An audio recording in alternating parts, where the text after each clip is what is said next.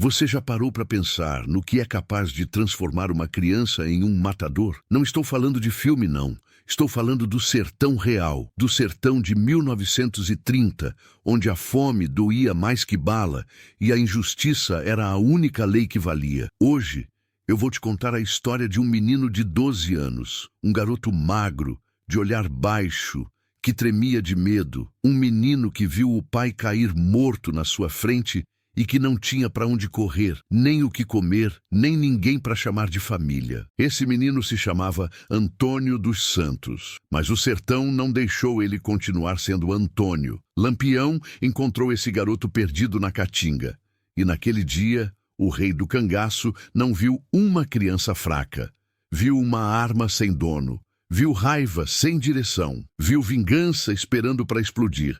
Lampião colocou um rifle na mão trêmula daquele menino, botou um chapéu de couro na cabeça dele e deu um nome novo, um nome que ia fazer o sertão inteiro tremer. Volta Seca. A partir daquele momento, Antônio dos Santos morreu e nasceu o cangaceiro mais jovem, mais leal e mais temido que o bando de Lampião já teve. Essa história não é bonita.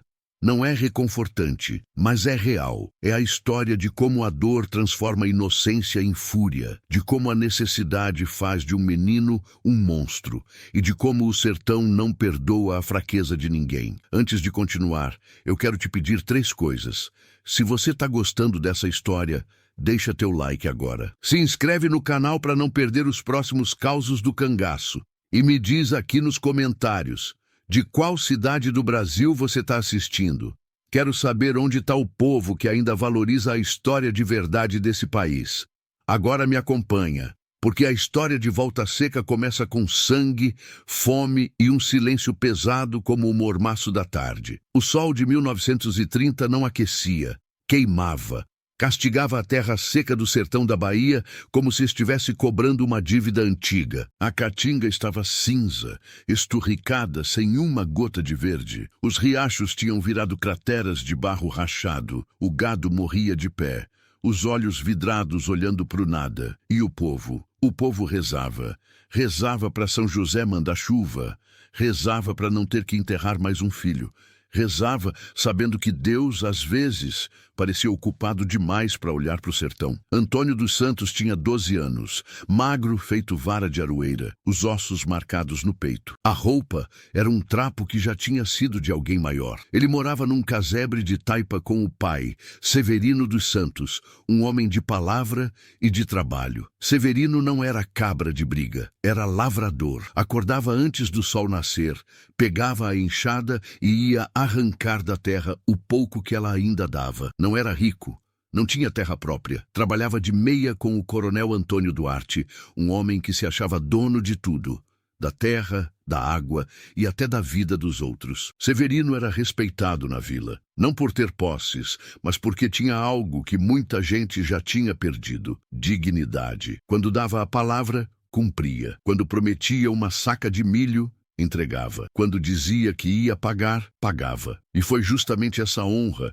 que custou a vida dele. Naquele dia, Severino tinha ido até a sede da fazenda do coronel Duarte. Levou Antônio junto. O menino ia calado, pisando na poeira quente, sentindo o sol derreter a sola dos pés descalços. Severino ia tenso. Tinha na mão um saco de farinha.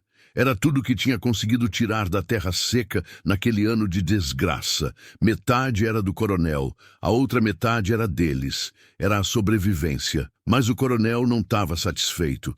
Quando Severino entrou no alpendre da Casa Grande, o coronel Antônio Duarte estava sentado numa cadeira de balanço, com um copo de cachaça na mão e um cigarro entre os dentes. Do lado dele, 3 jagunços, homens de cara fechada, chapéu de couro, rifle no ombro. Eles não precisavam falar para intimidar.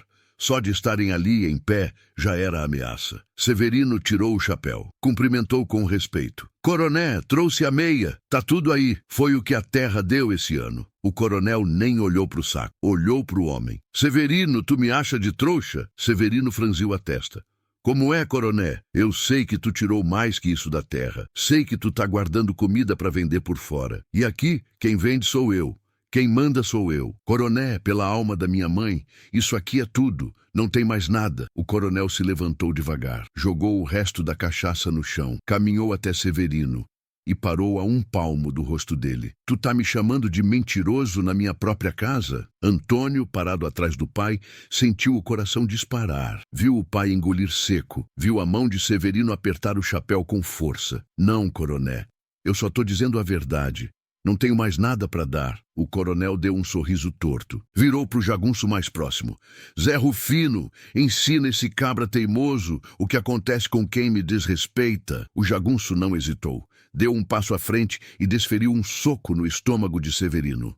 O homem dobrou, caiu de joelhos, a respiração presa. Antônio gritou. Pai! Foi para cima do jagunço, mas outro cabra segurou o menino pelo braço e jogou ele no chão. Antônio bateu a cabeça na madeira do alpendre. A visão ficou turva. O gosto de sangue encheu a boca. Severino ainda tentou se levantar. Levantou o rosto, olhou para o coronel e disse com a voz arrastada pela dor. Um dia a justiça chega até para o senhor, coronel. Foi a última coisa que ele disse. O coronel fez um gesto com a cabeça. Zé Rufino sacou a faca da cintura. Uma lâmina larga, suja de ferrugem e de sangue velho.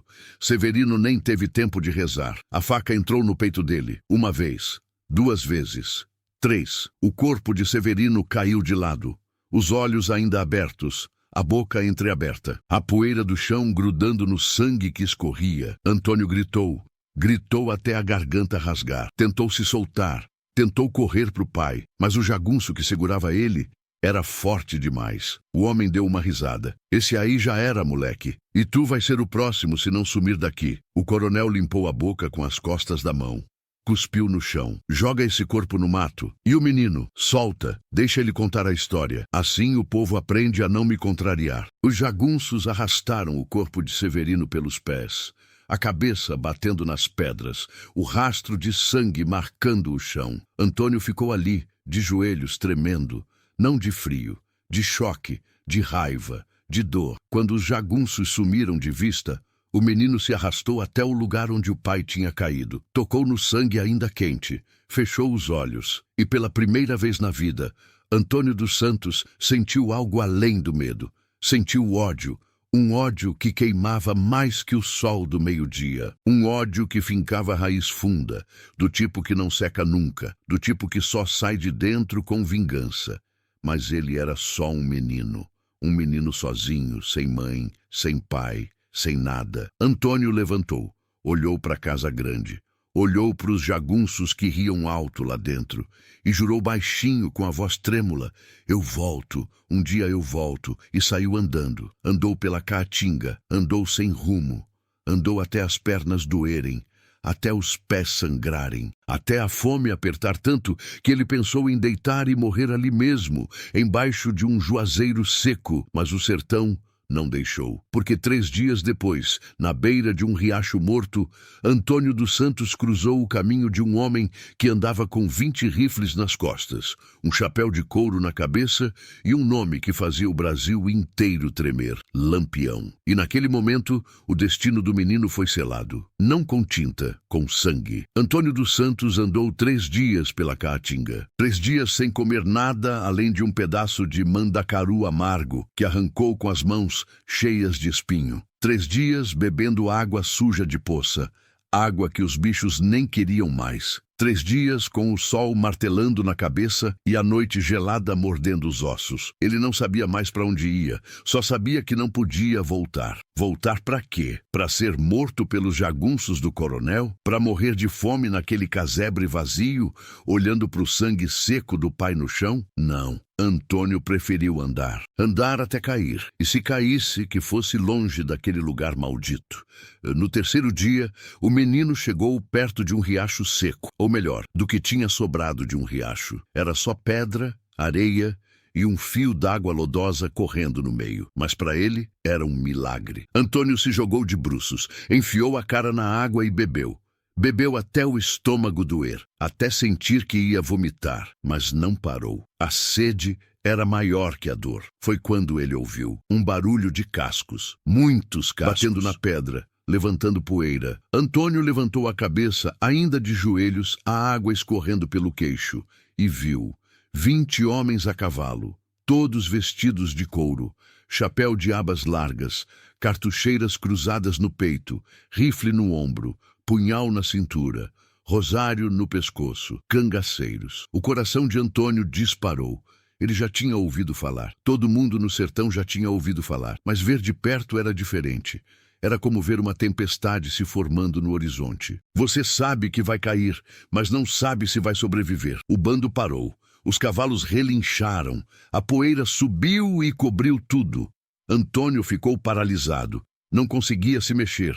Não conseguia nem respirar direito. E então, do meio do grupo, um homem desceu do cavalo. Ele era baixo, mais baixo do que Antônio imaginava, mas tinha uma presença que ocupava o espaço inteiro. Andava devagar, mas cada passo parecia pesar uma tonelada. Usava óculos redondos que brilhavam no sol. O chapéu de couro estava sujo de poeira e sangue velho, a cartucheira cheia de balas, e na cintura 2 punhais e um revólver que parecia ter matado mais gente do que a seca. Lampião, Virgulino Ferreira da Silva, o rei do cangaço, o governador do sertão, o homem que desafiava a polícia, os coronéis, o governo e até o diabo, se precisasse. Lampião parou na frente de Antônio, ficou olhando, não disse nada, só olhou. E o menino sentiu que aquele olhar atravessava a pele, os ossos, a alma. Era como se Lampião estivesse lendo tudo o que tinha acontecido, a morte do pai, o medo, a fome, a raiva. Um dos cangaceiros, um homem alto de bigode grosso, se aproximou. Capitão, é só um menino. Deve ser filho de algum lavrador por aqui. Quer que eu mande ele embora? Lampião não tirou os olhos de Antônio. Menino, como é teu nome? A voz era calma, firme, não tinha pressa, mas tinha autoridade, do tipo que não se questiona. Antônio engoliu seco. A garganta estava fechada, mas ele conseguiu falar. Antônio dos Santos. De onde tu é? Da vila do Coronel Duarte. O nome caiu no ar como uma pedra. Lampião franziu a testa. Conhecia o nome. Todo cangaceiro conhecia. Coronel Antônio Duarte era um dos homens mais cruéis do sertão. Rico, poderoso, protegido pela polícia.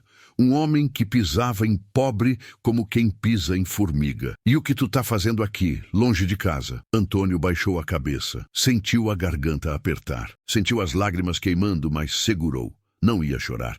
Não na frente daqueles homens. Meu pai foi morto pelos jagunços do coronel. Lampião não disse nada. Continuou olhando, esperando. Antônio respirou fundo e contou. Contou tudo.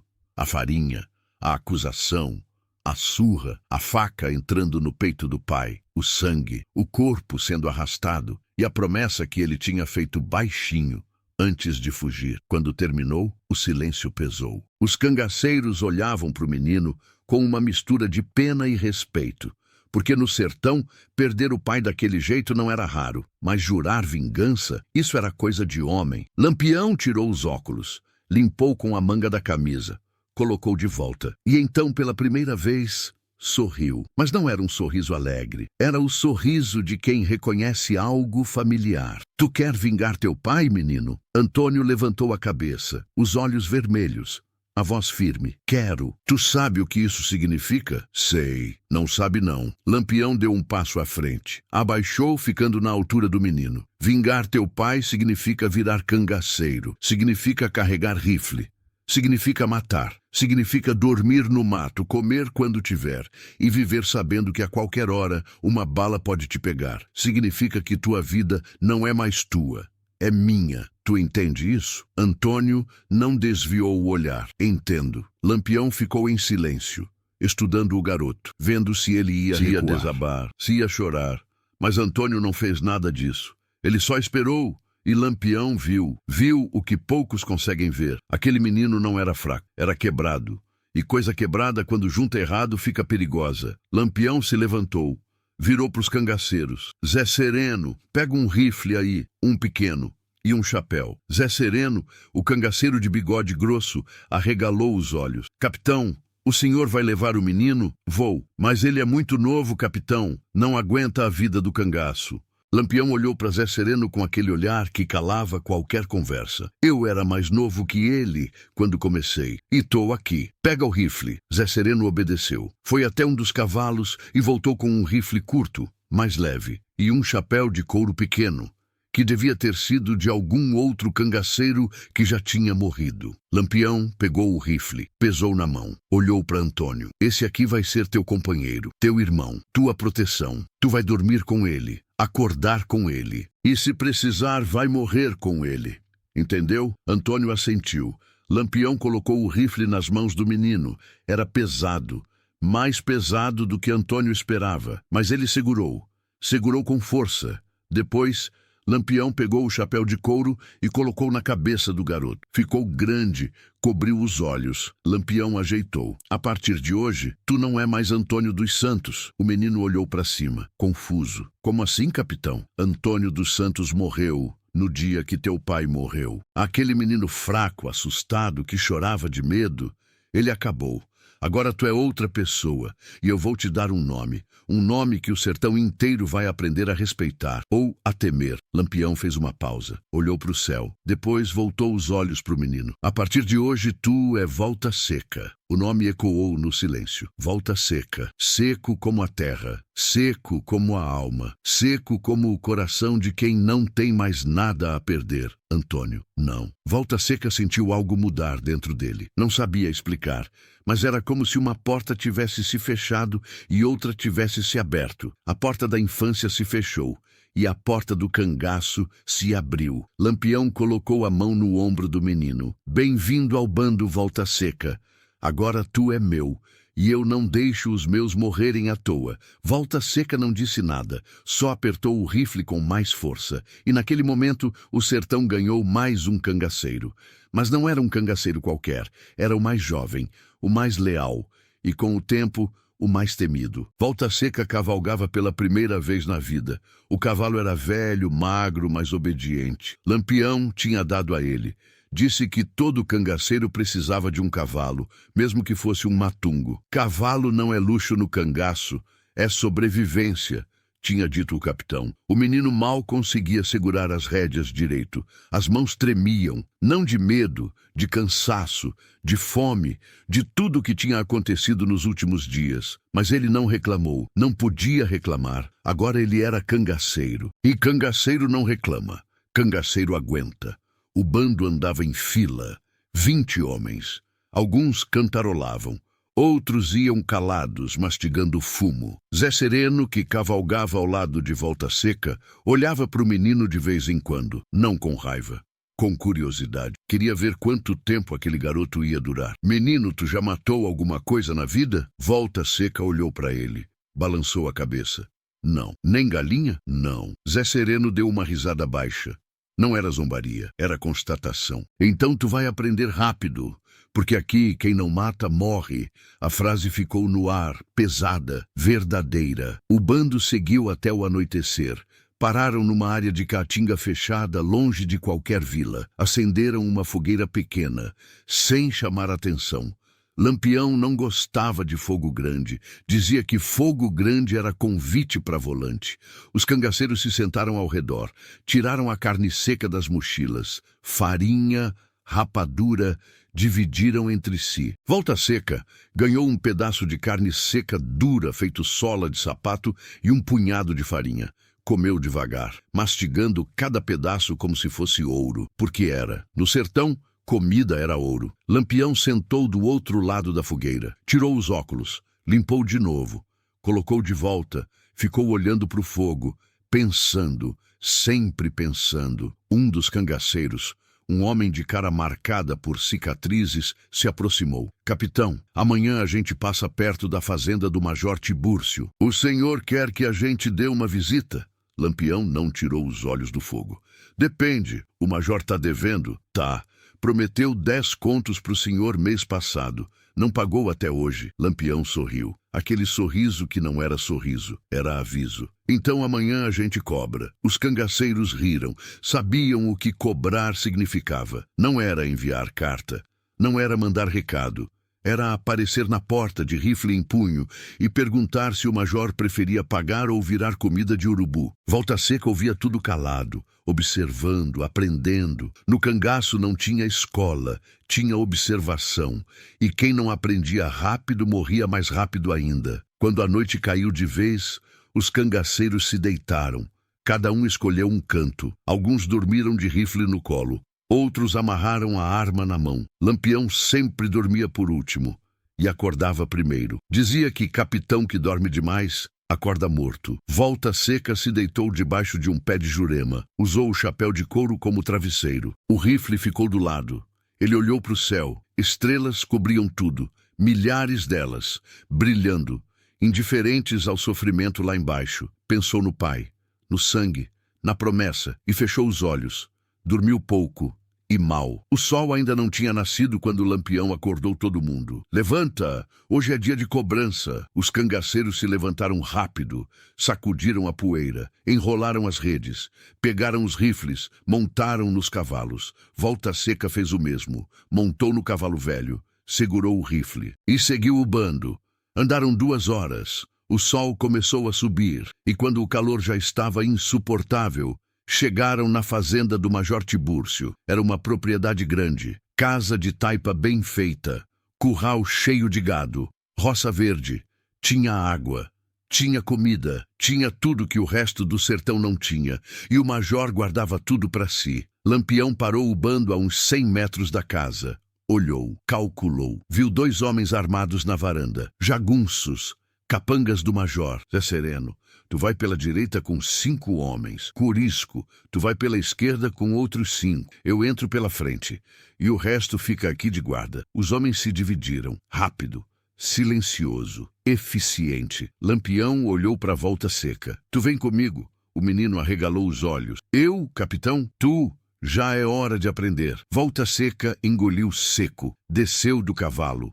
Segurou o rifle com força e seguiu Lampião. Andaram devagar, agachados, usando a caatinga. Quando chegaram perto da casa, Lampião fez sinal para parar. Ficaram escondidos atrás de um pé de mandacaru. Os 2 jagunços na varanda estavam conversando, desatentos, confiantes. Achavam que ali era território seguro. Erro fatal. Lampião olhou para Volta Seca. Apontou para o jagunço da esquerda. Aquele ali é teu. Volta Seca sentiu o coração desabar. Capitão, eu nunca... Eu sei, mas agora tu vai. Levanta o rifle, mira e atira. Mas eu... Lampião segurou o ombro do menino. Com força, olhou fundo nos olhos dele. Escuta aqui, Volta Seca, teu pai foi morto. Tu jurou vingança, mas vingança não se faz com choro, se faz com chumbo. Esse homem ali trabalha para o major. E o major é amigo do coronel Duarte.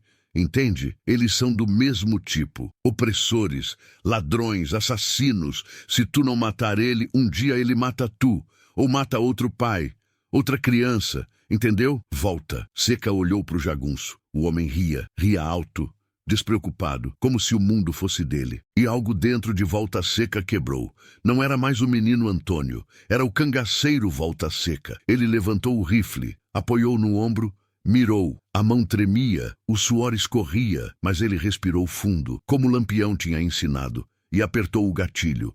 O tiro ecoou. O jagunço caiu. Volta Seca ficou paralisado, olhando, vendo o homem se debater, vendo o sangue manchar a camisa, vendo a vida escapar. Lampião deu um tiro no outro jagunço, certeiro, no peito. O homem nem teve tempo de gritar. Então Lampião gritou: "Vamos!" O bando inteiro saiu da caatinga. Correndo, gritando, atirando.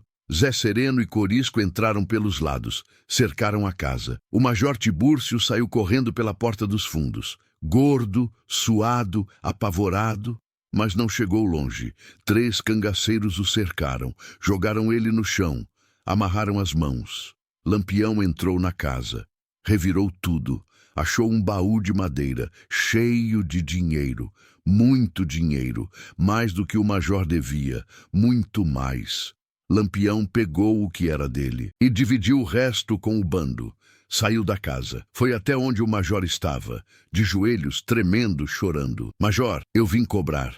O senhor me devia 10 contos. Achei 20 no baú. Então eu peguei tudo e ainda vou levar meia dúzia de boi do curral. Considera como juros." O major balbuciou: "Lampião, por favor, eu tenho família." Lampião se abaixou, ficou cara a cara com o homem. "Teu pai também tinha família, e os filhos dos trabalhadores que tu explora também têm. Mas tu nunca se importou com isso, né? Então agora aguenta." Lampião se levantou, Olhou para os cangaceiros. Solta ele, mas tira a roupa. Deixa ele voltar para casa de cueca. Assim o povo vê quem ele é de verdade. Um covarde gordo. Os cangaceiros riram, arrancaram a roupa do major. Deixaram ele ali, humilhado, chorando. O bando saiu, levando o gado, levando a comida, levando o dinheiro. E Volta Seca saiu junto, calado, olhando para as próprias mãos. Mãos que tinham sangue agora. Sangue de verdade. Lampião cavalgou ao lado dele. Tu matou teu primeiro homem hoje, Volta Seca. Como tu tá se sentindo? O menino demorou para responder. Quando falou, a voz estava diferente, mais grave, mais fria. Não sinto nada, capitão. Lampião sorriu. Ótimo, porque o dia que tu começar a sentir, tu morre. No cangaço, sentimento é luxo, e luxo a gente não pode ter. Volta Seca não respondeu, só continuou cavalgando. E naquele dia, o menino Antônio morreu de vez. O que restou foi só Volta Seca, o cangaceiro, o matador, o braço direito de Lampião. Agora, antes de continuar, eu quero te fazer uma pergunta. Tu já viu uma criança perder a inocência tão rápido assim? Comenta aqui embaixo. E se tu tá gostando dessa história, deixa teu like, se inscreve no canal e ativa o sininho para não perder os próximos causos. Porque a história de Volta Seca ainda tá só começando. E o que vem agora é sangue puro. Os meses passaram. E com eles, Volta Seca deixou de ser o menino assustado que tremia ao segurar um rifle. Virou outra coisa. Algo que o sertão ainda não tinha visto. Lampião observava tudo. E quanto mais observava, mais se impressionava. Aquele garoto não era como os outros. Não era como os homens que entravam no cangaço por necessidade, por fuga ou por vingança passageira. Volta Seca tinha algo diferente. Tinha uma frieza no olhar, uma obediência cega e uma capacidade de matar que assustava até os cangaceiros mais antigos. Ele não hesitava, não questionava, não sentia remorso. Lampião mandava, Volta Seca executava. Simples assim. E foi justamente essa lealdade inabalável que fez de Volta Seca o braço direito do rei do cangaço. O menino de 12 anos se tornou o soldado mais confiável do bando, o mais letal, o mais temido. As histórias sobre ele começaram a se espalhar pela Caatinga. Causos contados em voz baixa, ao redor das fogueiras, nas vilas, nas feiras, nos povoados. O povo falava com medo, com respeito, com horror. Diziam que Volta Seca não dormia. Diziam que ele tinha o diabo no corpo. Diziam que seus olhos eram vazios, como se a alma tivesse sido arrancada. Diziam que ele matava sem pestanejar, sem perguntar, sem sentir. E não eram mentiras. A primeira grande ação de Volta Seca que virou lenda aconteceu 6 meses depois de entrar no bando. O cenário foi a vila de Serra Branca, no sertão da Paraíba. Era uma vila pequena, dominada por um delegado chamado Euclides Marinho, um homem cruel, sádico, que usava o distintivo da lei para fazer o que bem entendia. Euclides era conhecido por torturar cangaceiros presos. Arrancava dente com alicate, queimava a sola dos pés com ferro quente, cortava a orelha. Dizia que fazia isso para ensinar respeito, mas na verdade fazia porque gostava, porque sentia prazer. Lampião odiava Euclides. E quando soube que o delegado tinha capturado um dos cangaceiros do bando, um jovem chamado Zé Mineiro, decidiu que era hora de cobrar a dívida. Reuniu o bando, traçou o plano e chamou Volta Seca. Tu vai comigo. Dessa vez, tu não vai só atirar. Tu vai liderar. Volta Seca, agora com 13 anos, olhou para o capitão. Não sorriu, não demonstrou orgulho, só assentiu. O que o senhor quer que eu faça, capitão? Quero que tu entre na delegacia, sozinho, de noite, e traga Zé Mineiro de volta, vivo. Os outros cangaceiros arregalaram os olhos. Capitão, isso é loucura, disse Corisco, um dos mais antigos. O menino não vai conseguir. A delegacia tem 5 homens armados. Lampião olhou para Corisco com aquele olhar que não aceitava contestação. Ele consegue, eu confio nele, e virou para Volta Seca. Tu consegue? Volta Seca não pensou 2 vezes. Consigo. Naquela noite, Volta Seca entrou na vila, sozinho, sem cavalo, sem rifle, só com um punhal enfiado na cintura e uma corda enrolada no ombro. A vila estava silenciosa, as casas escuras, as ruas vazias, só o som dos grilos e do vento batendo nas janelas de madeira. A delegacia ficava no centro. Era uma construção de taipa, com uma porta de madeira grossa e duas janelas pequenas. Uma lamparina acesa lá dentro. Um homem fazendo guarda na porta, sentado numa cadeira, com um rifle no colo, meio adormecido. Volta Seca se aproximou pelas sombras, devagar, cada passo calculado, sem fazer barulho. Quando chegou perto, o guarda ainda estava de olhos fechados. Roncando baixinho, Volta Seca sacou o punhal, segurou firme e, num movimento rápido, cobriu a boca do homem com uma mão e cravou a lâmina no pescoço com a outra. O guarda se debateu, tentou gritar, mas o som morreu na garganta, o sangue jorrou. O corpo amoleceu. Volta Seca segurou até o homem parar de se mexer. Depois abaixou o corpo devagar, sem fazer barulho. Limpou a lâmina na roupa do morto e entrou na delegacia. Lá dentro tinha mais 2 homens, sentados numa mesa, jogando cartas, bebendo cachaça, conversando baixo. Volta Seca se escondeu atrás de uma pilastra.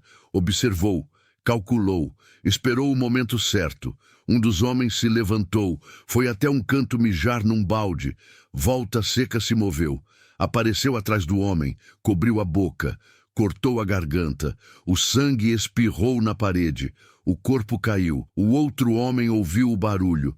Virou. Chico, tu tá bem? Silêncio. O homem levantou, pegou o rifle, caminhou até o canto.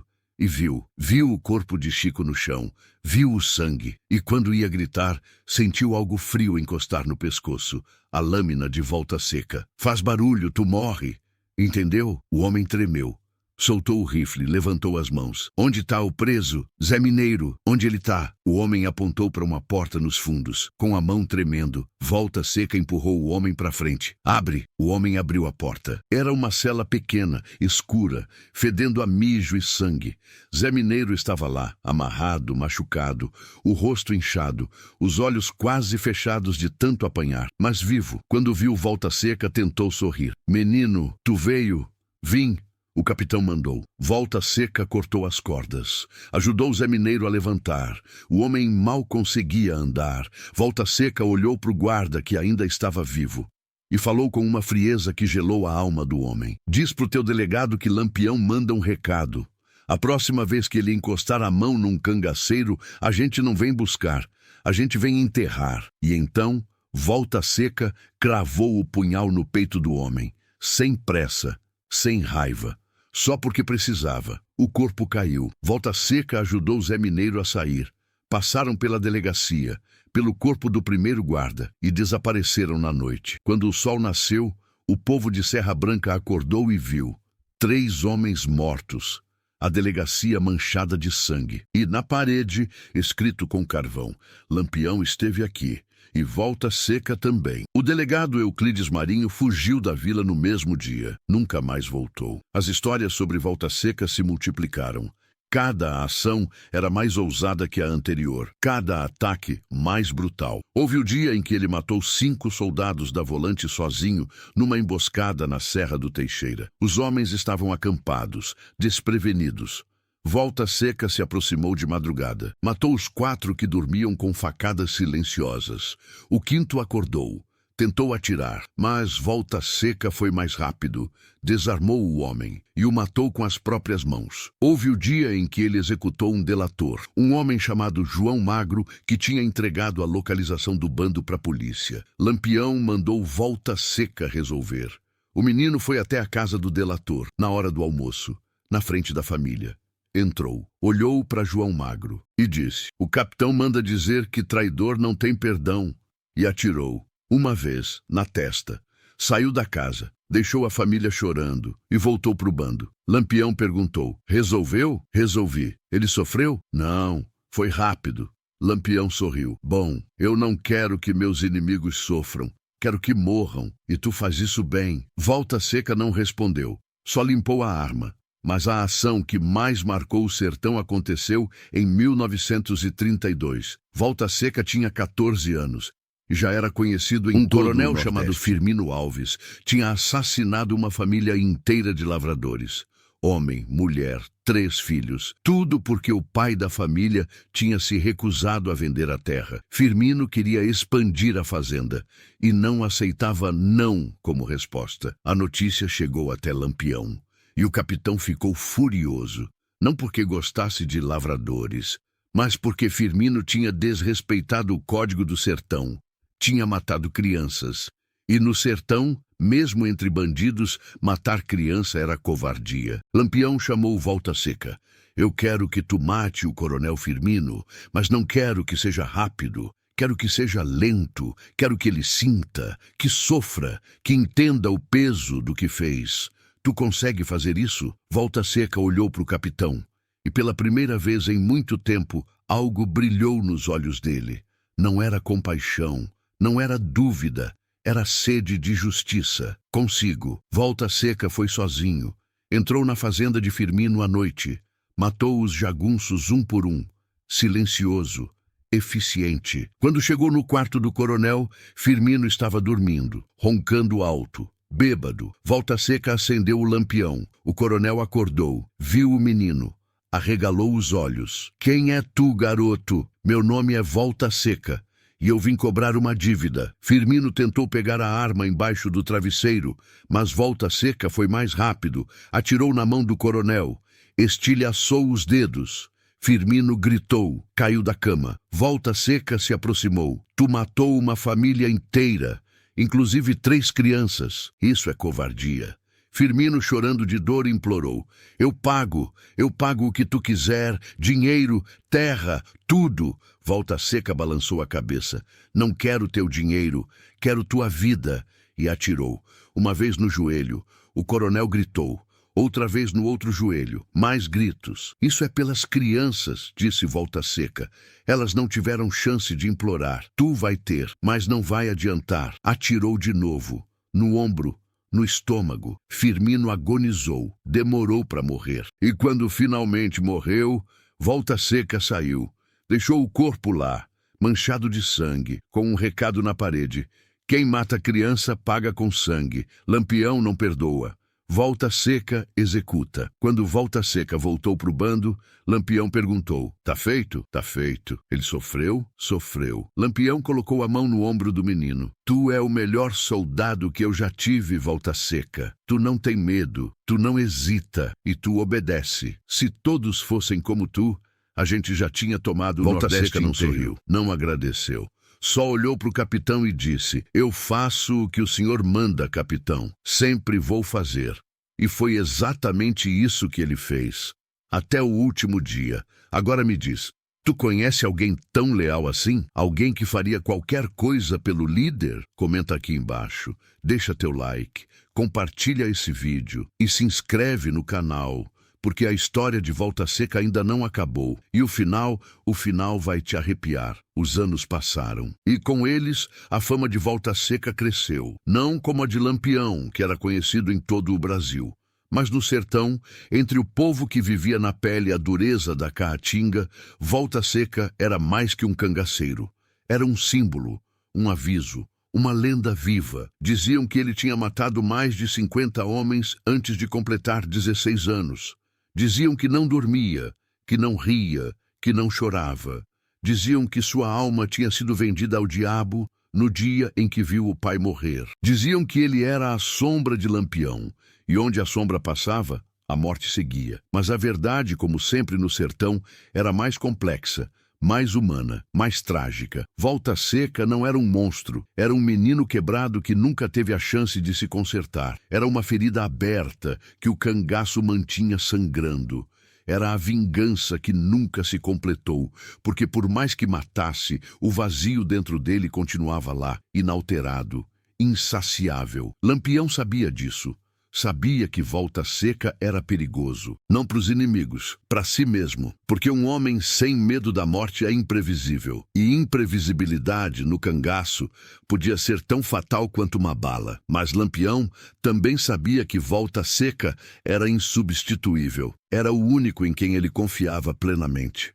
O único que nunca questionava, o único que seria capaz de morrer por ele sem pestanejar. E foi exatamente isso que quase aconteceu. Em 1936, o governo federal intensificou a perseguição ao cangaço. Tropas especiais foram enviadas para o sertão, armadas com rifles modernos, metralhadoras, munição farta. O cerco estava se fechando, e Lampião sabia que os dias de liberdade estavam contados. Numa tarde de julho, o bando foi surpreendido por uma volante de 20 homens, liderada pelo tenente João Bezerra, um oficial conhecido pela brutalidade. Ele tinha jurado que ia levar a cabeça de Lampião para a capital, vivo ou morto. O tiroteio começou sem aviso. Os soldados atacaram de 3 lados. Balas cortando o ar, gritos, sangue, confusão. Lampião estava no centro do acampamento quando o ataque começou. Corisco e Zé Sereno tentaram organizar a defesa, mas a superioridade numérica e de armamento da volante era esmagadora. Cangaceiros caíam. 1, 2, 3. Lampião gritou: "Recua! Todo mundo recua! Pra Caatinga!" Os homens obedeceram, correram, mas Lampião ficou para trás. Estava ferido. Uma bala tinha acertado a perna. Ele mancava. Tentava correr, mas não conseguia. E foi quando um soldado apareceu, rifle em punho. Mirou em Lampião. "Acabou, Lampião! Bota a mão na cabeça!" Lampião olhou para o soldado. Sabia que era o fim. Não tinha como fugir. Não tinha como reagir. A dor na perna era insuportável. A arma tinha caído longe. O soldado sorriu, colocou o dedo no gatilho, e então um tiro ecoou. O soldado caiu, morto antes de apertar o gatilho. Lampião olhou para trás e viu Volta Seca, parado a uns 20 metros, rifle ainda fumegando, olhar fixo, firme. "Capitão, levanta, eu cubro!" Lampião, atordoado, se arrastou. Volta Seca continuou atirando, sozinho, contra 10, 15 soldados. Não tinha chance, mas não importava. Ele não estava lutando para ganhar. Estava lutando para dar tempo. Tempo para o capitão fugir. Lampião conseguiu chegar na Caatinga. Corisco e Zé Sereno o pegaram, carregaram. "Cadê Volta Seca?" Lampião gritou. "Ele ficou, capitão, ele está cobrindo. Então volta lá, busca ele." "Não dá tempo, capitão. A volante está em cima." Lampião olhou para trás. Viu Volta Seca, ainda de pé, atirando, sozinho, cercado. E então, uma rajada de tiros. Volta Seca caiu. Lampião gritou. Tentou voltar, mas os homens o seguraram. "Capitão, ele já foi. Se o senhor voltar, morre também." Lampião resistiu. Lutou, mas a dor, a fraqueza, a realidade, tudo pesou. E ele cedeu. O bando fugiu, deixando Volta Seca para trás. Mas Volta Seca não morreu naquele dia. As balas tinham acertado. 3, uma no ombro, outra no peito, outra na perna, mas nenhuma tinha sido fatal. Os soldados acharam que ele estava morto. Deixaram o corpo lá. Foram atrás do resto do bando. Quando a noite caiu, Volta Seca acordou. A dor era absurda, cada respiração era uma agonia, mas ele se arrastou, centímetro por centímetro, até uma moita de mandacaru. Se escondeu, esperou. No dia seguinte, uma velha que morava perto encontrou ele, quase morto, ensanguentado, delirando. A velha podia ter entregado ele, podia ter chamado a polícia, ia ganhar uma recompensa gorda, mas não fez isso. Porque ela também tinha um filho que tinha sido morto por um coronel. E quando olhou para Volta Seca, viu no menino a mesma dor que tinha sentido. Levou ele para casa, limpou os ferimentos, tirou as balas, cozinhou, deu água, rezou. Volta Seca ficou 3 semanas na casa da velha, recuperando, quieto, calado. Às vezes, ela tentava conversar. "Como tu é chamado, menino?" "Volta Seca." "E tu tem família?" Silêncio. "Tinha. Não tenho mais." A velha balançou a cabeça, triste. "Tu é muito novo para carregar tanto ódio no peito, menino." Volta Seca olhou para ela, e pela primeira vez em anos, algo parecido com emoção passou pelo rosto dele. mas durou pouco. Logo, a máscara voltou. Ódio é tudo que eu tenho, senhora. Se eu soltar, eu não sou nada. Quando Volta Seca se recuperou, saiu, não agradeceu. Não se despediu direito, só foi embora, porque era assim que ele era. Não sabia ser de outro jeito. Ele vagou pela Caatinga, procurando o bando, procurando o Lampião, mas não encontrou. O bando tinha se espalhado. A pressão da polícia era grande demais. Cada um por si. Volta Seca ficou sozinho. Pela primeira vez desde que tinha entrado no cangaço, estava sozinho. E foi nesse momento que ele percebeu algo terrível. Ele não sabia viver fora do cangaço. Não sabia plantar, não sabia trabalhar, não sabia conviver com gente normal. Tudo que ele sabia era matar, obedecer, sobreviver. O cangaço tinha feito dele uma arma. E armas, quando não têm dono, enferrujam. Em 1938, 2 anos depois de se separar de Lampião, Volta Seca foi capturado.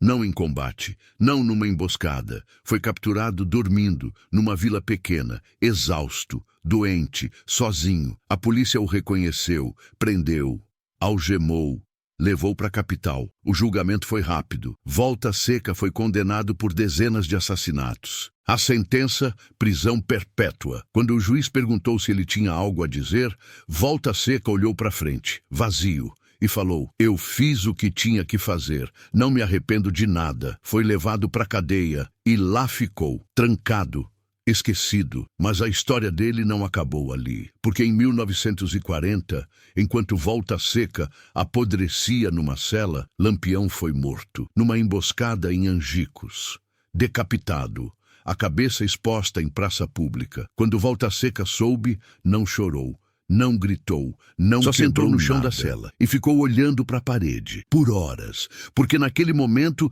ele entendeu. A única pessoa que ele tinha servido, a única pessoa em quem ele tinha confiado, a única pessoa que dava sentido à existência dele, tinha morrido. E Volta Seca continuava vivo, preso, sozinho, inútil. Volta Seca passou 36 anos na prisão. Foi solto em 1974 com 56 anos. Um homem velho, quebrado, doente. Voltou para o sertão. Mas o sertão tinha mudado. Não tinha mais cangaço. Não tinha mais Lampião. Não tinha mais nada que ele conhecia. Ele tentou viver. Trabalhou de caseiro numa fazenda. Quieto, isolado. Ninguém sabia quem ele era. E ele preferia assim. Morreu em 1976, sozinho, numa cama de hospital. De velhice. Não teve enterro pomposo, não teve discurso, não teve choro. Foi enterrado numa cova rasa, sem nome na cruz. Mas o sertão não esqueceu. Até hoje, nas vilas, nas feiras, nas rodas de conversa ao pé da fogueira, o nome de Volta Seca é lembrado. Não como herói, não como vilão, como um aviso. Um aviso de que o ódio, quando vira razão de viver, mata antes da morte chegar. Um aviso de que a vingança, quando se transforma em propósito, consome a alma. Um aviso de que o sertão não perdoa, não esquece. E não deixa ninguém sair ileso. Volta Seca foi o menino que o cangaço roubou. Foi o soldado que Lampião criou. Foi a arma que o sertão afiou. E quando não precisaram mais dele, jogaram fora. Essa é a história real. A história que não sai nos livros. A história que o povo conta porque foi o povo que viu, que sentiu, que viveu. Hoje, quando você olha para o sertão, ainda dá para sentir a presença dele nas sombras da Caatinga, no silêncio pesado do meio-dia, no vento que corta a pele. Volta Seca nunca saiu do sertão, e o sertão nunca saiu dele. E agora eu te pergunto, será que hoje, em um mundo de leis e processos, a justiça se esqueceu de ser justa? Será que ainda existem meninos como Antônio que não têm para onde correr e que o mundo transforma em monstros? Comenta aqui embaixo o que tu acha. Deixa teu like se essa história te tocou. Compartilha com quem precisa conhecer a verdade do sertão. E se inscreve no canal, porque aqui a gente não deixa a memória morrer. A gente mantém viva, com respeito, com verdade, com sangue, suor e poeira. Porque o sertão não esquece, e a gente também não.